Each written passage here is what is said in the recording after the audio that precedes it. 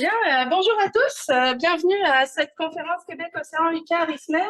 Et que sans plus attendre, aujourd'hui on est très heureux d'accueillir Baptiste Grison, qui est un peu en dehors de notre domaine à nous autres scientifiques. Et que, pour ça on est très très heureux, Baptiste, que tu aies accepté de donner cette conférence qui va un peu nous faire bouger de notre domaine et de notre zone de confort. Yes. Baptiste est formé en histoire de l'art et en art visuel, est un artiste en art visuel et en art médiatique dont le travail a déjà fait l'objet d'une diffusion internationale.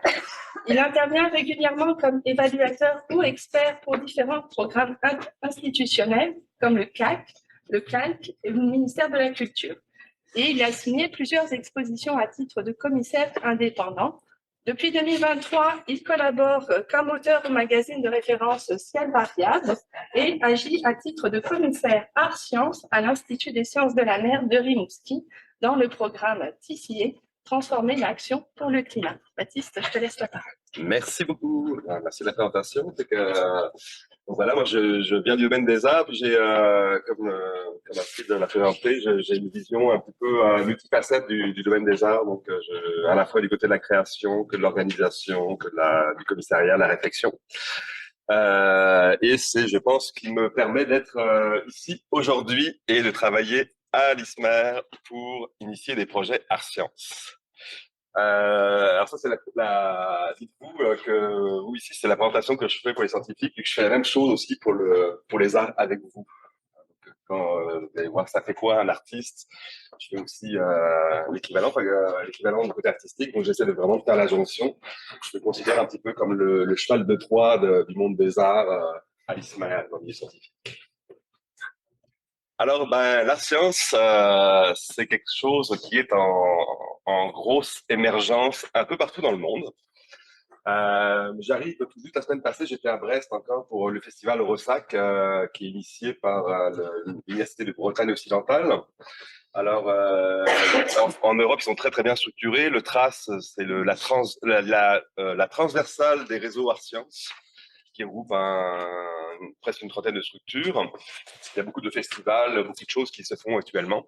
Nous, on est un peu moins structuré pour le moment, mais c'est juste une question de temps, ça s'en vient à grande vitesse.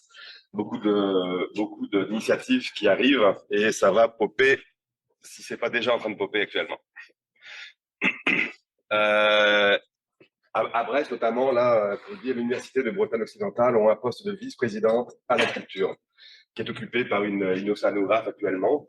Et il y a un changement de garde, ça va être quelqu'un en littérature. Donc il y a toujours quelqu'un à la culture qui vient soit des sciences, soit des arts et qui organise le festival Ressac. Au Québec, on a des discussions qui sont en cours actuellement pour des fonds spécifiques, notamment les FRQ qui sont en consultation depuis plusieurs mois avec les domaines artistiques et scientifiques pour créer un fonds spécial art-sciences transversal. Il y a également des discussions en cours qui nous impliquent avec le CALC, qui est le Conseil des arts et des lettres du Québec, qui subventionne des artistes. Donc, on espère que ça va se concrétiser prochainement. À l'UQAR, il y a des précédents.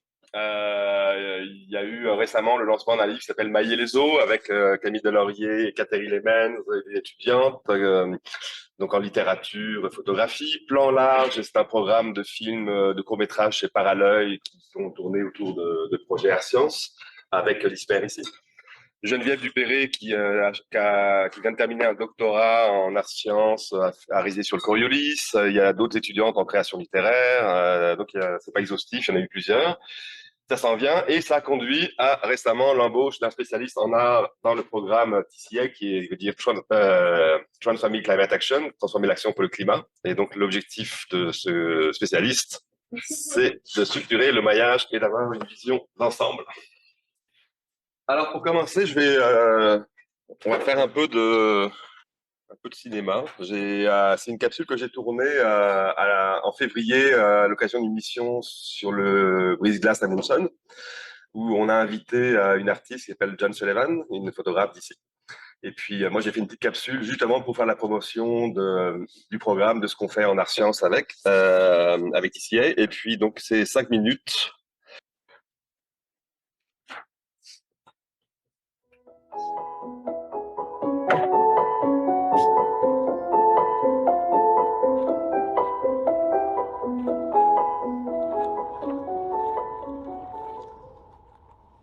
Je m'appelle Joan Sullivan. Je suis photographe engagée pour le climat. J'habite à Rimouski et je viens de sortir d'une expédition scientifique sur le brise-glace à Munson dans le cadre du programme Transformer l'action pour le climat. Depuis 5 ans, je travaille sur une série de photographies expérimentales qui s'appelle Je suis fleuve. Cette série explore l'aspect éphémère de la glace de mer. Toutes les photographies de cette série jusqu'ici ont été prises depuis les rives du Bas-Saint-Laurent où j'habite. Mais pendant l'expédition scientifique, j'ai développé une nouvelle perspective sur la disparition des glaces grâce au travail de Danny Dumont, océanographe physique. Et avec lui, on a discuté beaucoup cette zone liminale entre la banquise et la mer. Et je peux dire, j'avoue que avant l'expédition, j'ai toujours interprété la fonte de glace et les morceaux de glace qui brisent dans une façon noire, plus négative. Mais avec Danny, j'ai commencé à réaliser qu'il y a beaucoup de choses, d'énergie, de lumière. Je m'appelle Danny Dumont, je suis professeur-chercheur à l'Institut des sciences de la mer de Rimouski depuis 2011. Je m'intéresse à la glace de mer, c'est mon sujet principal. La glace de mer, c'est la banquise, c'est la glace qui se forme par congélation d'eau de mer à la surface des océans. On la retrouve aux 2 pôles, bien sûr, formant les calottes glaciaires en Arctique, sur tout le pourtour de l'Antarctique. Et depuis 2011, je m'intéresse spécifiquement à la banquise qui vit à la marge de ces calottes polaires. Donc cette zone de transition entre l'océan libre de glace et l'intérieur de glace plus compact. C'est ce qu'on appelle la zone marginale de glace. Ce qu'on étudie, c'est par exemple la fragmentation de la banquise par les vagues. Donc elle se casse quand elle se fait plier par les vagues. On étudie aussi comment les vagues sont atténuées à mesure qu'elles se propagent dans la banquise.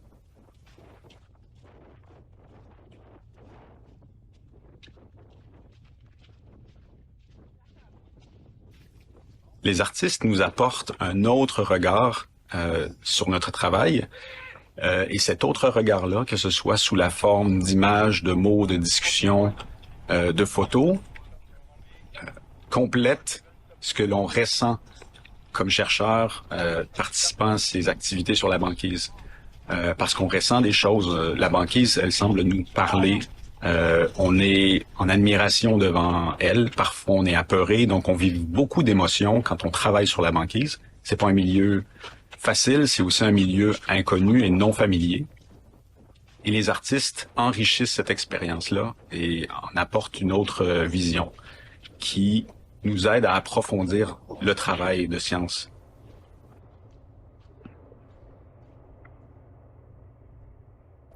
C'était vraiment magnifique. Après juste quelques jours à bord de navire, j'étais invitée par l'équipe de descendre le bateau sur la banquise, de marcher sur la banquise, ce que j'ai jamais vu de ma vie, et de regarder le navire d'une distance. Même toutes ces 2 semaines au bord de la Munson étaient pour moi comme un espace liminal. Ça a changé la façon que je regarde la glace, que je vivre la glace, que je connais maintenant la glace d'une façon complètement différente qu'avant. Et même pour la première fois de ma carrière photographe, j'ai commencé lors de cette résidence artistique à photographier la glace en noir et blanc. Je n'ai jamais fait ça. J'étais une photographe couleur de toute ma vie et subitement, je me sens un changement de perspective assez profonde. Ça n'aurait jamais arrivé si je n'étais pas invitée à participer à cette magnifique expédition. Parfait!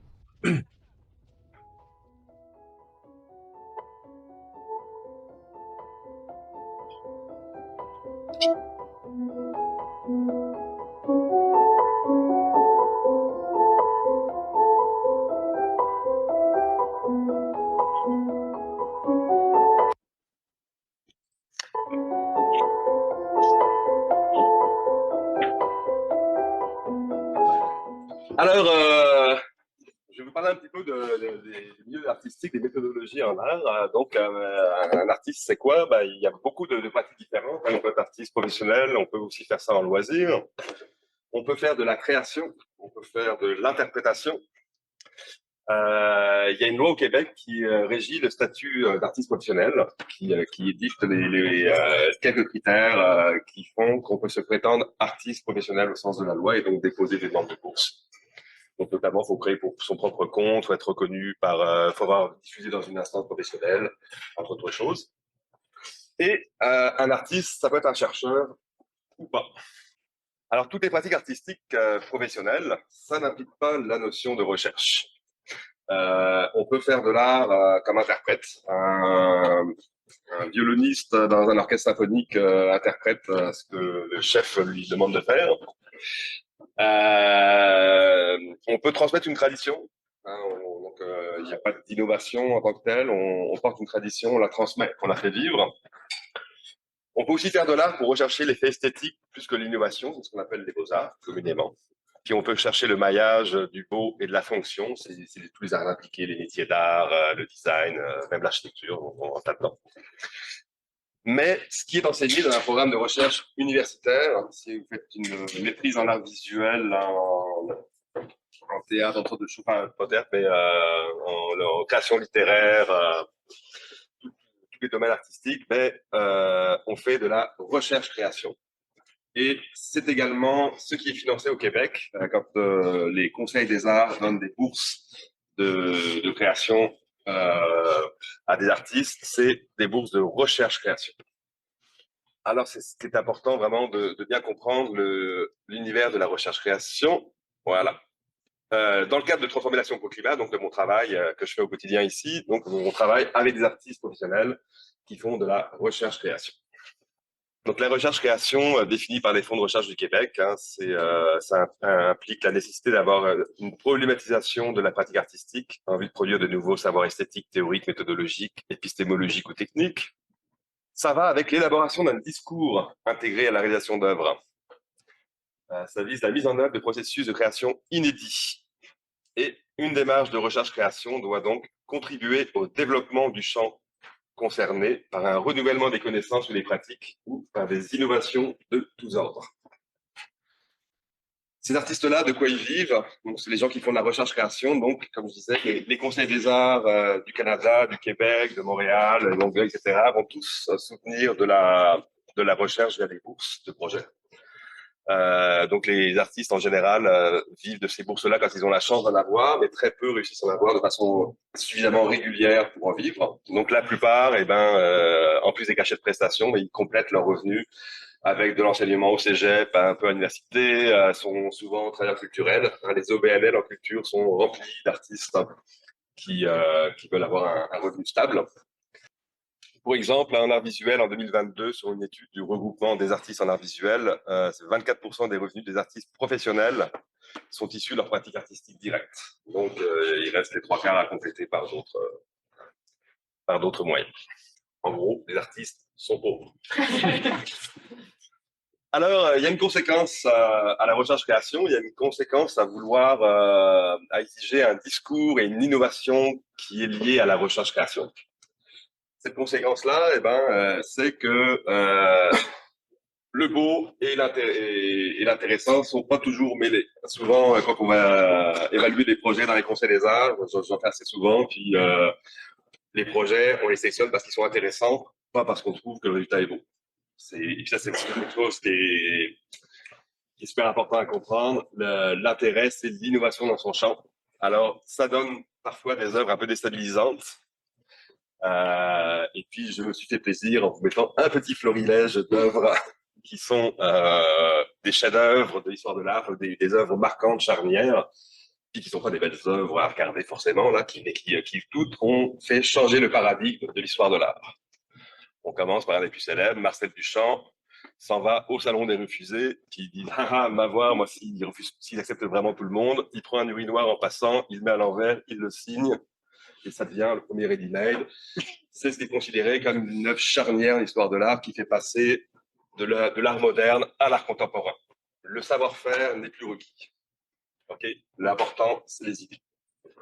La musique n'est pas un reste. John Cage arrive sur un piano fermé, il sort un chronomètre et il joue une pièce en 3 mouvements. C'est important, 3 mouvements. C'est ça. Qui s'appelle 4 minutes 33 et c'est 4 minutes 33 de silence. Avec les 3 mouvements, à vous de les faire dans votre tête. Le seul son qu'il y a à entendre, c'est les sons du public. C'est les gens frustrés pour la première représentation, les gens qui s'étonnent qu'il se passe rien.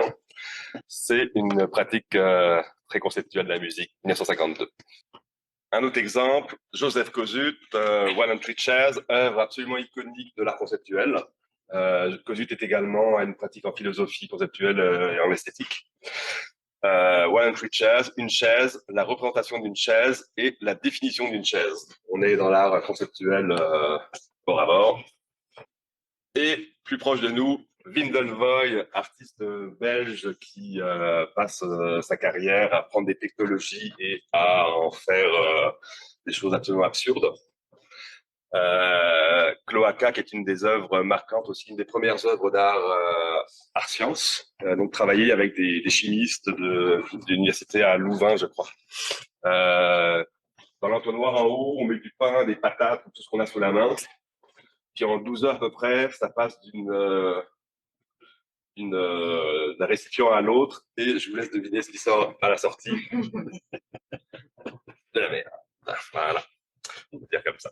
Donc Cloaca, une œuvre qui a fait le tour du monde au complet, puis qui est aussi une œuvre emblématique de son époque. Ah, voilà. Dès lors, quand on voit des œuvres comme ça, on peut se demander comment est-ce qu'on fait pour évaluer une production artistique aujourd'hui. C'est simplement les œuvres d'art, elles s'évaluent par les pairs. Une demande de bourse, c'est évalué toujours par d'autres artistes. Les pairs, c'est des artistes, mais c'est aussi des historiens d'art, des critiques d'art. Puis, on évalue toujours une production artistique dans une logique de perspective historique. Est-ce que le projet proposé ouvre des portes? Est-ce que ça innove? Est-ce que ça fait avancer la discipline? Puis, on sait très bien que ce qui va être marquant dans l'histoire de l'art, ça va prendre énormément de temps avant de le savoir. On n'est pas capable de le savoir tout de suite. Ce qui retient l'attention, c'est ce qui fait aller les concepts en avant. Finalement, l'évaluation en art, elle n'est pas si différente que l'évaluation en sciences. C'est les pairs qui évaluent en fonction de l'innovation. Alors, il y a des points communs. Effectivement, dans la façon d'évaluer notamment, il y a des points communs. La curiosité et l'ouverture d'esprit sont des prérequis pour vous, les chercheurs, les scientifiques dans vos labos. Ça l'est également pour les artistes. L'expérimentation, c'est le moyen d'atteindre ces objectifs. Les artistes font des essais-erreurs et expérimentent, essayent plein de choses avant d'arriver à un résultat qui leur plaît. Puis, la créativité, évidemment, ça rend possible beaucoup plus de choses. Plus on est créatif, plus on est capable d'imaginer des façons détournées de défoncer les portes, de trouver des nouvelles voies. Et donc, on cherche toujours ce qui n'a pas encore été trouvé. Donc, il y a des points communs, forcément. Il y a aussi des grandes différences dans les méthodologies. Quand vous faites une expérience dans vos labos, vous voulez que ce soit reproductible pour être confirmé. Alors que si on prend un scénario, un réalisateur, puis qu'on tourne 5 fois le même film, on n'aura pas 5 fois le même film, on aura des choses différentes à l'arrivée parce que les artistes, on change tout le temps d'idée en cours de route. En tout cas, moi, personnellement, j'improvise beaucoup quand je fais un projet, puis ça change. Puis si je fais 2 fois la même chose, ça sera jamais ça va être fait. Là, ça s'accommode très très bien d'une part de mystère. Alors que les scientifiques, c'est l'inverse. Vous essayez de dissiper le mystère. Donc à ce niveau-là, il y a vraiment on va dans le sens opposé. L'artiste exprime des émotions, des opinions. Il observe, commente et critique son époque. Alors que donc il assume un parti pris. Alors que c'est pas le rôle du scientifique de critiquer, de prendre un parti pris flagrant, même si des fois on a l'impression l'artiste construit une œuvre qui lui est personnelle. Donc artistes et œuvres sont assez indissociables. On parle d'un film de Robert Morin ou d'un livre de Marguerite Duras. Et l'un et l'autre ne font qu'un. Donc ça, c'est des choses quand même assez différentes. Donc, artistes et scientifiques peuvent regarder la même chose, mais l'idée de base, c'est qu'on regarde avec des points de vue différents. Et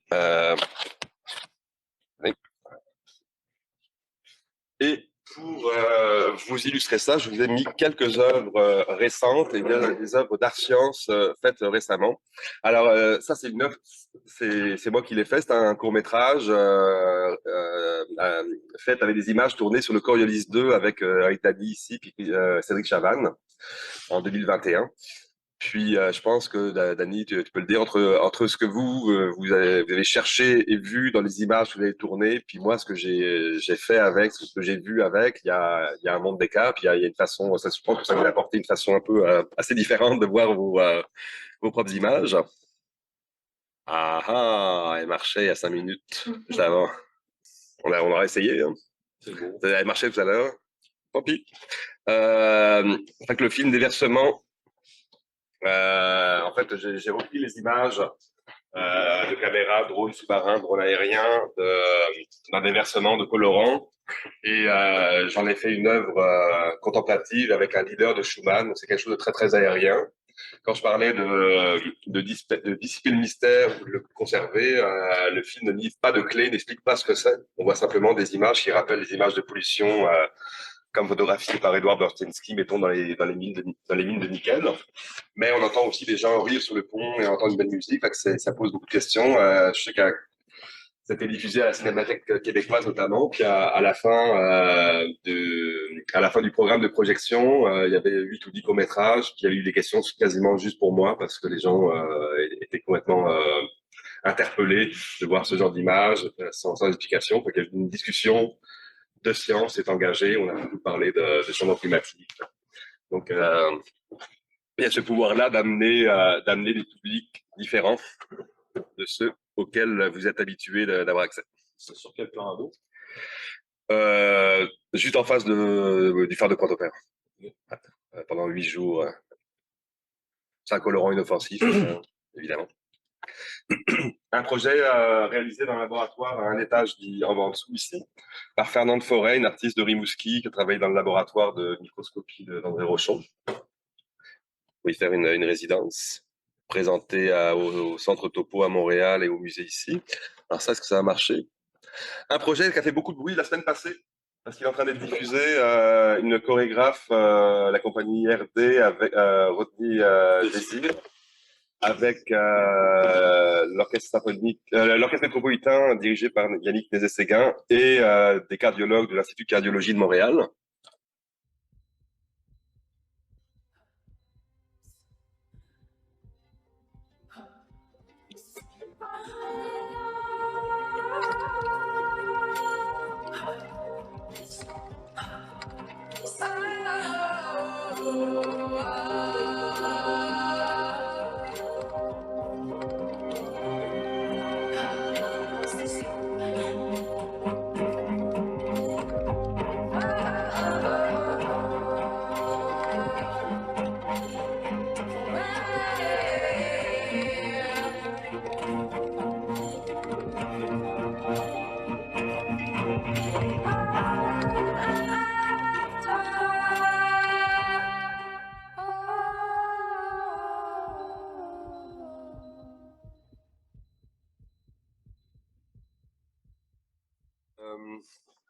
Juliette Lusven, une artiste qui fait un doctorat actuellement en recherche-création à l'UQAM. Elle travaille avec des chercheurs qui placent des réseaux de fibre optique pour les réseaux Internet à travers les océans. Donc, quand on a fait une installation, je sais où j'étais. Oh.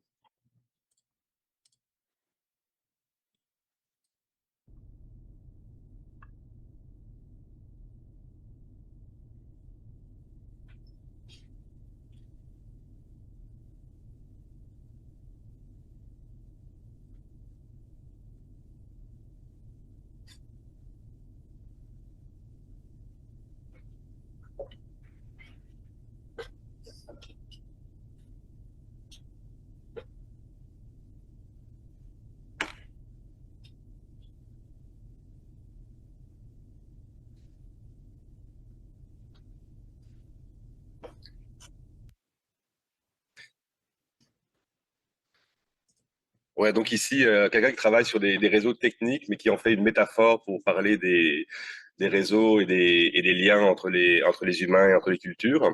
Euh, un autre exemple d'art science récent au Québec encore, Michel Hinault, qui lui parle de modèles de prévision de hausse des océans et se promène avec un niveau laser dans le paysage et place son niveau à peu près à l'endroit où pourraient monter les eaux.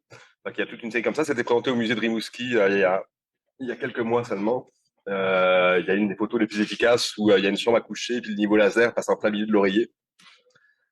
C'est assez explicite. Et je vous finis ça avec une œuvre qui va vous faire rire, j'espère. Ouais. Trevor Paglen et le Quatuor Chronos à Los Angeles. Trevor Paglen est quelqu'un qui travaille beaucoup sur l'intelligence artificielle et qui essaie de détourner puis montrer les travers des technologies récentes. Alors, il faut bien prendre en compte que c'est une vidéo qui date de 2017. Alors aujourd'hui, elle serait beaucoup plus pointue. En 2007, il y avait encore pas mal d'approximations. Le quatuor joue sur une scène en bas, fait son spectacle, mais il y a des caméras de reconnaissance faciale avec un logiciel développé spécialement pour lui pour identifier des expressions, des émotions sur le visage des musiciens. Donc, il y a toute une équipe de recherche en IA qui travaille avec l'artiste. Et ça donne ça.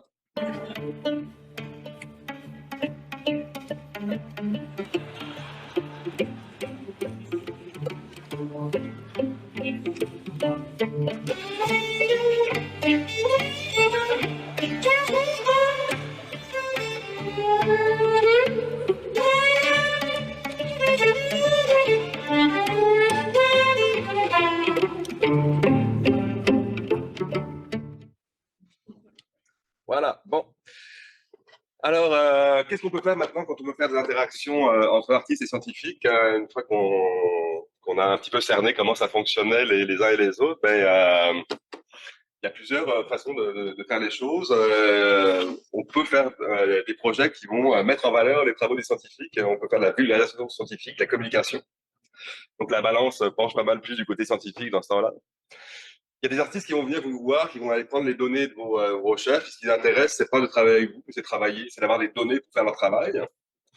Puis tout se peut aussi, c'est correct aussi là, fait que ça penche de l'autre côté dans ce temps-là. Mais nous, ce qu'on va essayer de faire, ce qu'on essaie de faire à l'Agora dans Transformer l'action pour le climat dans le programme, c'est de faire vraiment des rencontres beaucoup plus équilibrées au centre.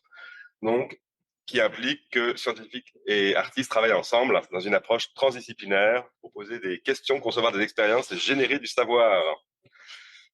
Cette approche peut élargir les perspectives et permettre aussi bien aux artistes qu'aux scientifiques de sortir des frontières disciplinaires qui s'imposent. Mais ça implique une chose, ça implique de prendre du temps.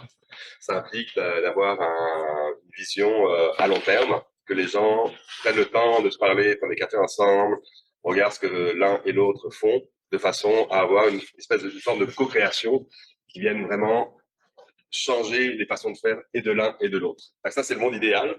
C'est pas toujours facile à faire, mais c'est ce vers quoi on tend. Il y a plusieurs aussi façons de faire de l'art science. Donc, comme je disais, il y a des artistes qui travaillent tout seuls. J'en ai vu plusieurs en France. J'ai une conférence d'un physicien qui faisait une performance artistique en même temps. Il y a des chercheurs, il y a des scientifiques qui se mettent soit qui se forment en art, soit qui improvisent et qui font des projets. C'est super fréquent. Puis, il y a des projets qui se font avec des duos ou plus de rencontres entre des scientifiques et des artistes. Puis, encore une fois, dans TCA, c'est pas mal ça qu'on essaie de faire, c'est prendre des artistes, les amener à l'ISMER avec vous, puis vous matcher. Donc, transformer l'action pour le climat, TCA, pour les artistes, ça présente beaucoup d'opportunités offertes. L'occasion d'avoir accès à des plateaux de recherche, Coriolis, Amundsen, c'est vraiment des privilèges assez exceptionnels. On va aussi avoir des financements qui vont sortir, j'espère, en 2024, qui vont pouvoir permettre de financer les projets avec les chercheurs. Les chercheurs étant déjà financés d'un côté, il faut quand même que les artistes aient des revenus aussi pour vivre. Puis, pour les scientifiques, ce programme-là qu'on a, pour vous, c'est l'accès à une expertise, parce que je pense qu'avant ça, quand un artiste venait vous voir, vous n'avez pas forcément la ressource qu'il faut pour être capable de lire son CV, voir son travail précédent, voir où il se situe dans le champ artistique, évaluer. Puis, c'est ma job. Voilà. Alors, un commissaire à sciences, ça fait quoi? Commissariat, enfin, en anglais, un curator, la pratique de curating, c'est une pratique réflexive sur l'art. C'est une réflexion, une vision d'ensemble. Donc, moi, je suis là pour ça, pour avoir une vision d'ensemble des projets art sciences.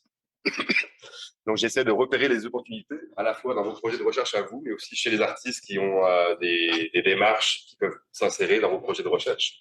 Donc, c'est une partie de mon travail de faire ça, de repérer ça. J'évalue les propositions et sollicitations des artistes également. Je favorise la rencontre en établissant des conditions favorables pour l'émaillage. Puis, il y a aussi le mandat d'établir une stratégie de diffusion ensuite. Donc, de faire dialoguer les œuvres qui vont être issues des rencontres avec vous. Donc, il va y avoir des choses qui vont se produire dans toutes sortes de domaines, en littérature, en musique, en n'importe quoi, mais ça prend une vision d'ensemble pour les diffuser ensemble et les mettre en dialogue, ces œuvres-là, y compris en dialogue entre elles et en dialogue également avec vos projets à vous. Les bénéfices des rencontres art sciences, les artistes s'intéressent à tout dans un genre de l'art contemporain. Tous les sujets sont explorés, mais les sujets environnementaux sont vraiment très très en vogue actuellement. Il y a énormément de dépôts de projets en lien avec l'environnement dans les conseils des arts. Les scientifiques, vous bénéficiez d'un regard décalé sur vos travaux en invitant des artistes. Puis, ça amène vos projets vers des publics que vous ne pourriez que très difficilement atteindre sans passer par ce canal-là. Puis là, c'est le côté lyrique de ma présentation. Comme deux courants marins qui se rencontrent, le croisement de ces deux univers est propice à générer des environnements féconds.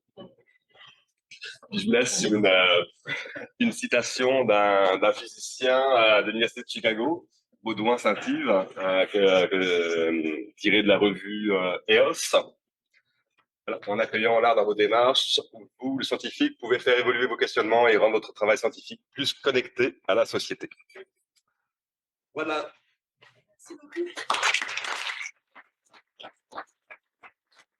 Merci beaucoup, Baptiste. Non, le seul truc qui n'a pas marché, c'est... On va essayer de voir si on peut... Ah oui, ça, je pourrais peut-être... Ouais. Est-ce qu'il y a des questions pour Baptiste en salle, tout d'abord? Vas-y, Gwenaëlle, parle fort. Avec deux questions. Ma première, c'est il y a beaucoup de ressemblances dans nos approches, finalement, d'approcher l'objet d'étude. Ça serait plutôt sur le après. Est-ce qu'il y a une évaluation? Comment en recherche vous êtes évalué par vos pairs? Est-ce que c'est quand vous réappliquez sur une autre demande de financement, c'est là que se fait l'évaluation? OK. Les bailleurs de fonds, les bailleurs de fonds, les conseils des arts, ils vont demander un compte rendu, juste vérifier qu'avec l'argent, tu as fait à peu près ce que tu as demandé. Je dis à peu près, parce que des fois, des gens demandent de l'argent pour faire un film sur l'histoire d'amour au Kenya, puis ça finit par quelque chose au Mexique. En fait, ça passe à par rapport là. Mais il y a beaucoup de tolérance quand même. Là. Moi, quand mon film, là, je suis monté pour faire un projet d'art visuel, je suis sorti du cinéma. Puis je dis bon, tant mieux. Donc, à ce niveau-là, l'évaluation, elle se fait pas par les conseils. Mais ce qui va évaluer, je te dirais, c'est si tu as accès à des articles de critique. Pour un artiste, la base, elle est là.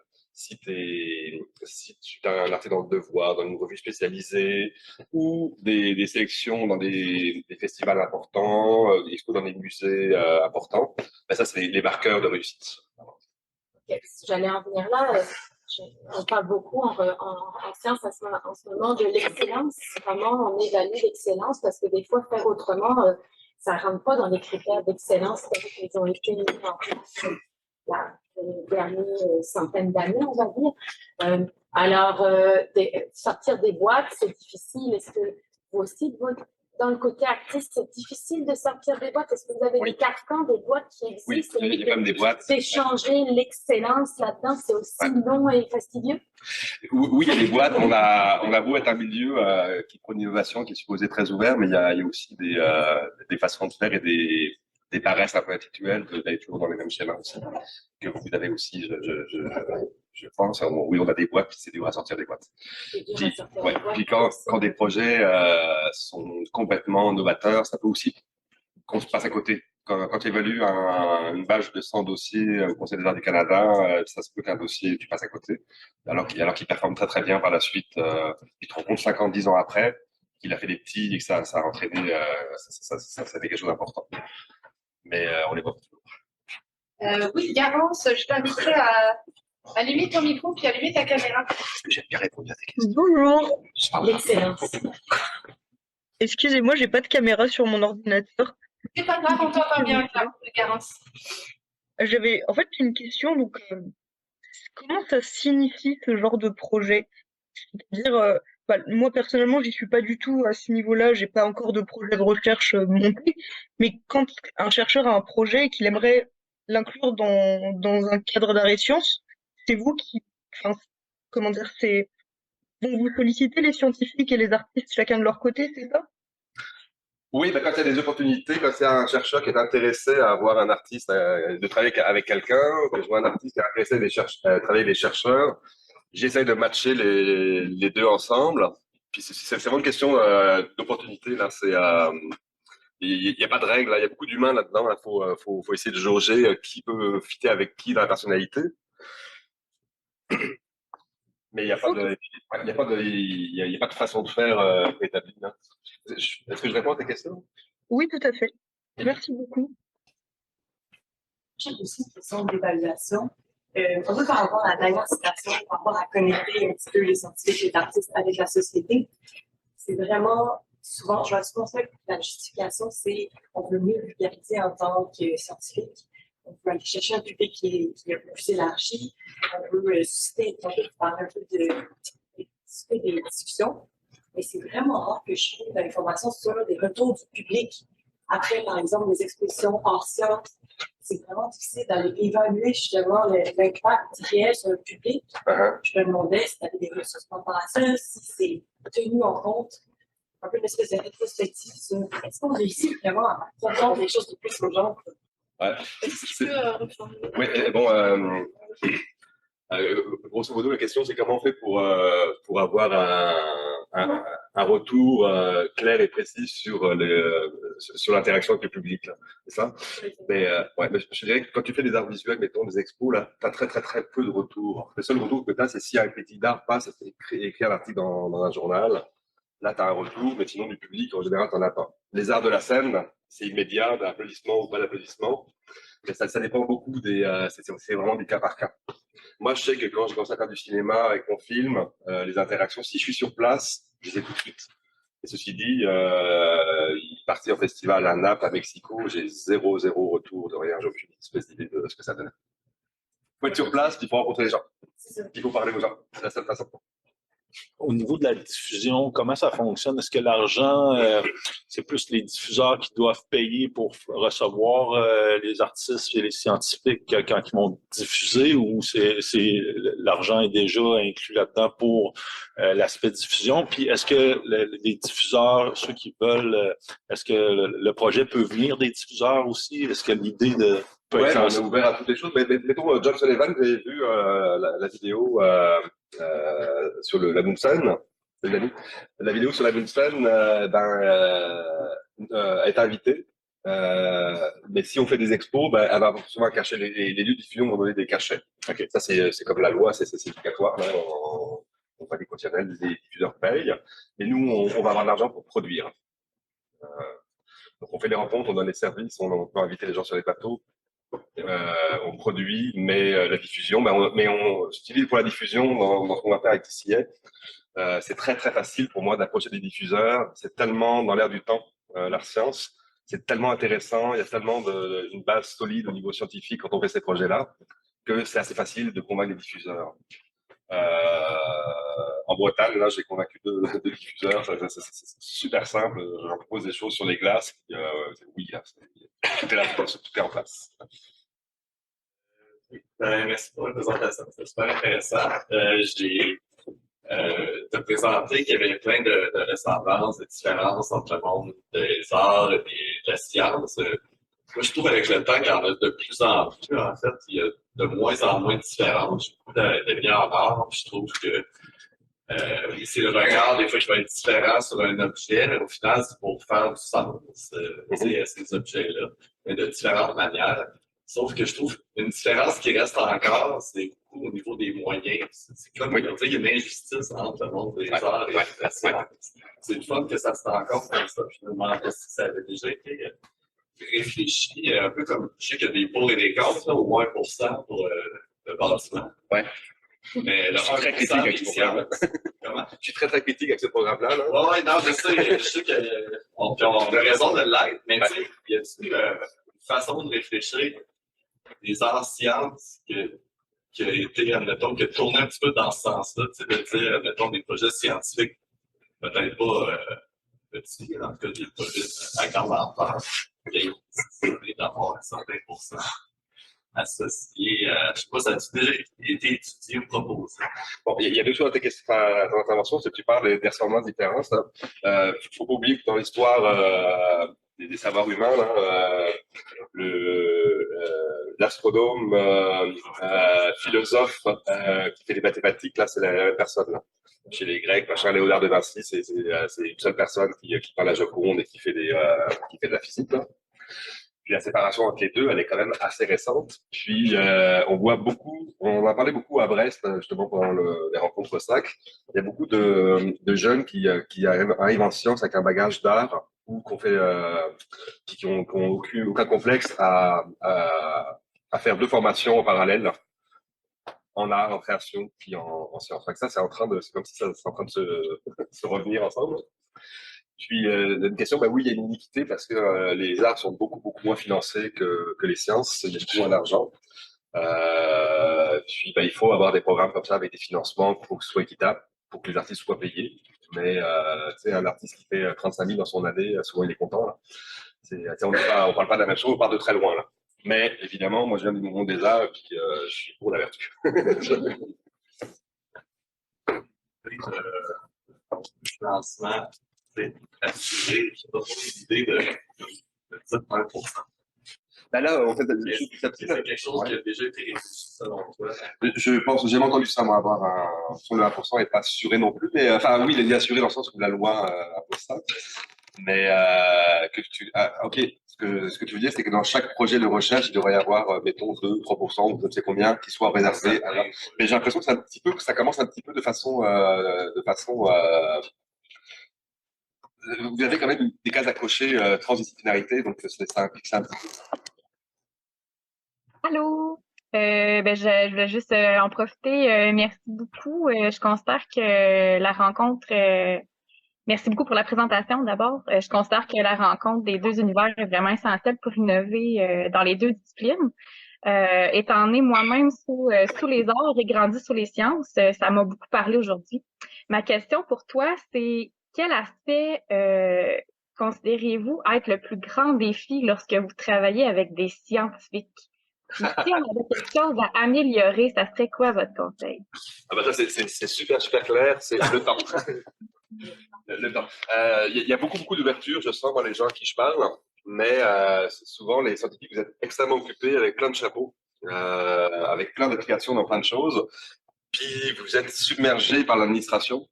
Et puis, l'enjeu, c'est de trouver le temps de s'asseoir,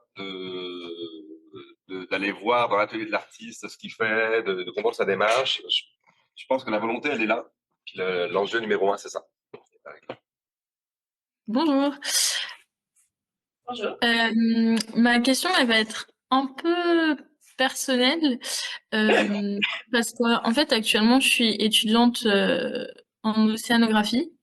Mais comme vous disiez, par rapport au festival Ressac, etc., j'ai aussi un bagage de danse et j'aimerais monter un projet que j'ai en tête. Et du coup, vous me conseilleriez quoi, est-ce que je devrais d'abord aller voir des scientifiques, etc., parler avec eux et construire un projet avec eux, ou aller voir des personnes comme vous à qui je présente mon projet et qui pourraient me mettre en contact avec les personnes qui pourraient m'aider? Des personnes comme moi, là, moi je suis à la jonction entre les deux, je commence à connaître, à comprendre un peu le milieu scientifique, puis je connais bien le milieu artistique, parce que oui, je suis en bonne position pour avoir une vision stratégique de la façon de procéder. Le problème, c'est que pour l'instant, des gens comme moi, il n'y en a pas énormément dans les institutions. Au Québec, je pense que je suis le seul en université à occuper ce poste-là. Il va y en avoir d'autres qui vont émerger, c'est sûr, ça va venir dans pas très long, mais pour l'instant, il y a très peu de gens spécialisés en sciences qui ont un accès à la fois au monde des arts et au monde scientifique. Mais oui, profitons. Ouais. Parce que la science, c'est une chose, l'art, c'est une chose, puis l'art science, c'est comme une troisième discipline qui est entre les deux.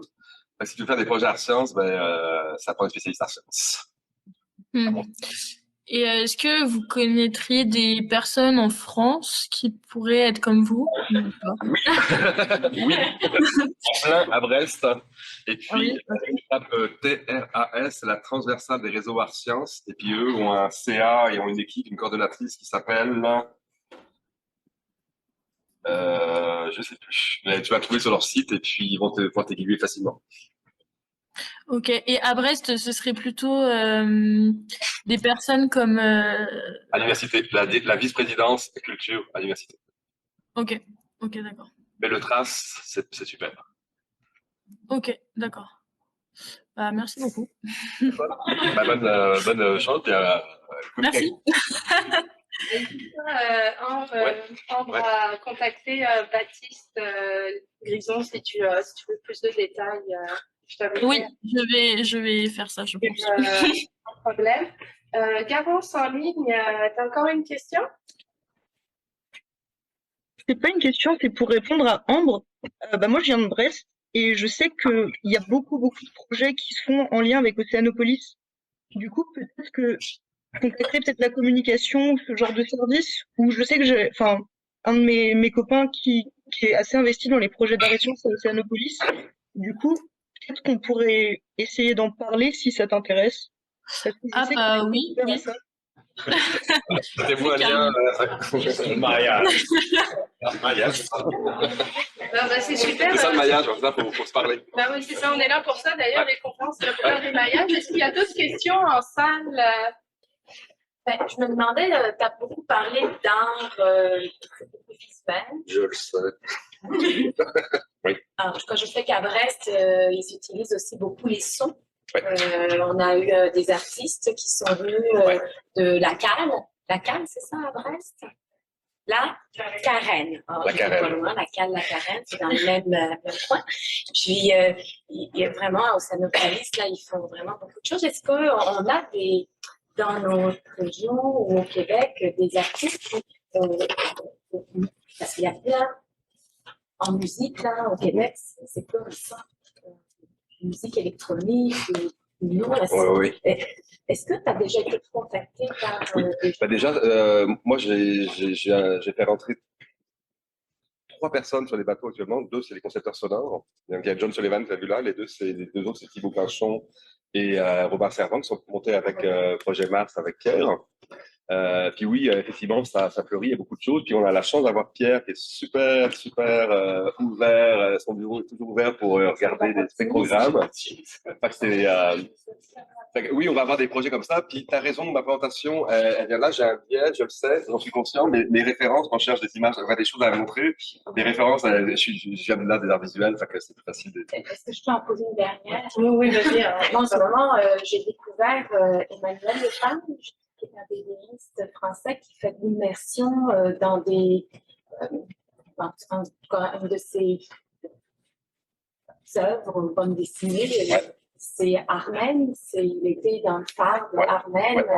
Puis, en tout cas, puis je sais qu'il a fait la même chose. Il est embarqué en océan austral. Est-ce que est-ce que ça aussi, c'est considéré, parce que lui, il fait une immersion, il est avec des, notamment sur Marion Dufresne, il est avec des chercheurs, puis là, finalement, il raconte une autre histoire, une autre vie, mais ils n'ont pas le même objet d'étude. Est-ce que ça veut dire que c'est différent? Lui, il est allé dans un phare armène avec un chercheur spécialisé sur les îles à l'UBO qui s'appelle Louis Brigand. Paraît-il, pas bien son nom. Et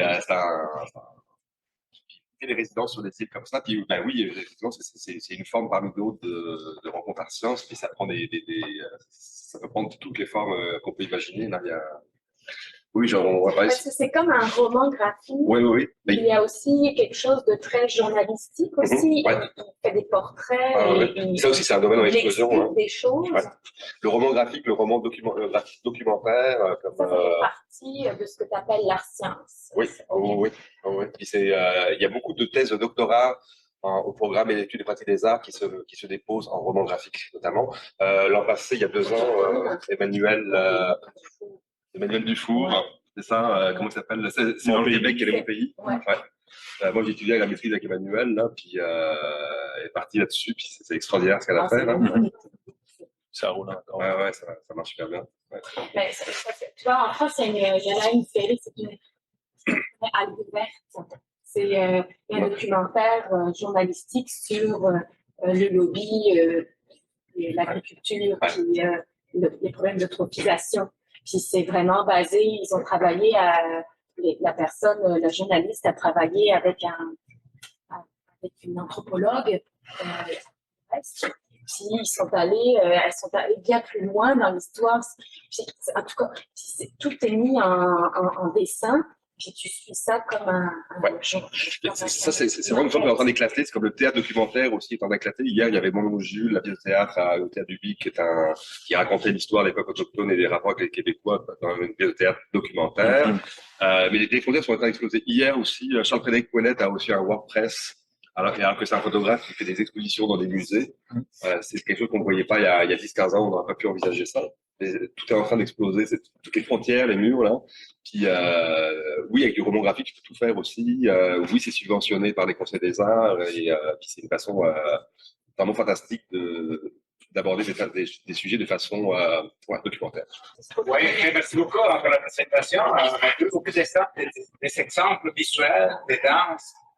J'ai une question un peu plus personnelle. En fait, j'aimerais bien savoir si la création littéraire, c'est une espèce d'art.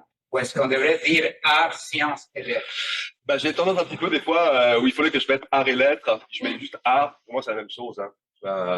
Faire de la poésie, écrire du roman, faire de la photographie. Pour moi, c'est tout la même chose. Enfin, c'est de la création de la même façon. Hein. Du roman graphique. Oui, on pourrait mettre art et lettres, mais j'aime mieux tout englober dans recherche-création. Parce que j'ai travaillé avec des personnes en lettres. Ouais. Et il me corrigeait toujours, il disait que c'est mieux de séparer les arts, sciences, lettres, au lieu de mettre les lettres dans les arts. Ben, Catherine était au début de la réunion, mais elle m'a dit qu'elle quittait à 13h, fait qu'elle n'est plus là pour nous entendre. Mais oui, il y a des gens qui, oui, comme ça, je sais. Moi, j'ai tendance à tout mettre dans le même panier. Puis, de plus en plus, dans les conseils des arts aussi, c'est pareil. L'évaluation, ils ont commencé à faire des fonds, notamment des fonds relève. C'est création de la relève. Est-ce que tu penses que c'est moins vendeur de travailler avec les créations littéraires que les arts visuels? C'est pas une question d'être moins vendeur, c'est plus englobant, je trouve. Puis quand on est paresseux, c'est plus facile d'utiliser un seul mot. Je veux dire, non, mais il n'y a pas question de plus vendeur ou pas, mais il y a peut-être des gens en littérature qui vont penser très différemment de moi, mais bon. Si vous avez encore des questions en salle pour Baptiste, vous pouvez rester 5 minutes pour en parler.